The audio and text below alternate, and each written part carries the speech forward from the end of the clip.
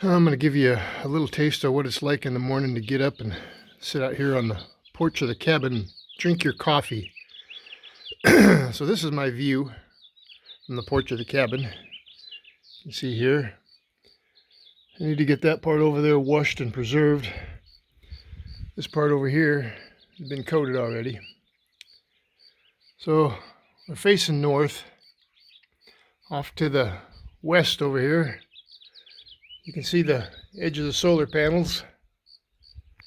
The old turn signal from my grandpa's cattle truck hanging up there on the wall. There's a short round from the USS Meredith hanging over that post right there. Down over there you can see Horse Creek as it continues to the left to go south. It'll peter out in a mile or two into almost nothing.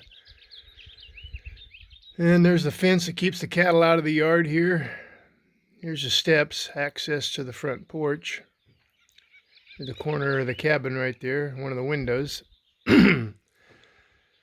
Big old valley oaks down there that throw off acorns the size of your thumbs. They're the darker green ones. The more bluish green ones are the blue oaks.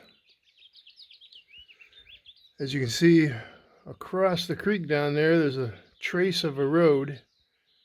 That's the old Carr Road that George Carr built before my grandfather knew what was going on back in the 1920s. Grandpa was living up on Little Oak Flat. He didn't get down here very often. And George Carr had bought the old Wiley Hines place, which is off to the south, to the left there. And he had that road tied in down here to the old Maben Road and up the creek to his place before Grandpa even knew he was building it.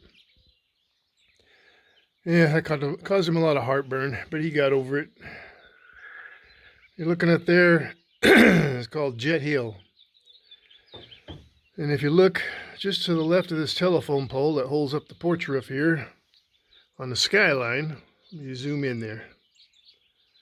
On the skyline, you can see a black dot up there, right on the skyline. It looks like a bear, maybe, size of a bear. And just to the left, at the edge of that oak tree on the left side, on this side is the tail of the old jet fighter that crashed up there on top of Jet Hill back in 1949.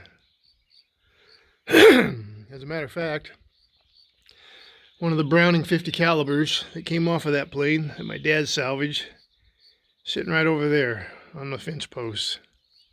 The barrel's a little bent, it probably wouldn't work, but it's a souvenir from a plane crash. The government didn't want it, didn't have any use for it. There's the gate to get in here. My truck's parked around the corner to the left. Of course, we hung little knickknacks around here for the grandkids to play around with. There's the old Fresno scraper that my grandpa used. There's an old plow disc down there leaning against a railroad iron. There's an old buggy frame laying on the ground right there with my grandson's handprint and cement. Various rocks picked up around the place. Way off to the north here, just over that bald mountain, and before that one way back there, right nestled in between, is the Kauai Basin. That's where the lake is today. Off to the right here, you can see a little drainage wash coming from up here in the corner of the section. Very rarely has water in it. Sometimes it's a little green from the runoff. That's the very end of Horse Creek Flat out there. We come up that bend down there in the ATV, up this little road here and in through this gate. If you want to get in with a vehicle, you got to go down here in between those trees and carve an S back around this knoll. And down below us here along Horse Creek and cross Horse Creek back over there. And then pick up the old Carr Road over there and head north. And you can get out of here to town. There's a fire pit my daughter Maureen built a few years ago. Used it once or twice. There's some old seat springs off of one of the buggies my dad drugged from somewhere. Right there to the left of it along the fence line is an old portable mortar grinding stone and pestle. Indians buried somewhere down along Horse Creek that my grandpa dug up. Sitting on that rock is the old pump on this side, and on the back side, a little darker, is the old motor that used to run that pump. You can see the old flywheel on the right side. Then, as we move along this side, we got another hill over here. This is a hill. If you were to go up on top of it, you'd be seeing into Hog Canyon. There are a few hogs up there. And the other telephone pole that holds up the east end of the porch roof. Porch roof is up here.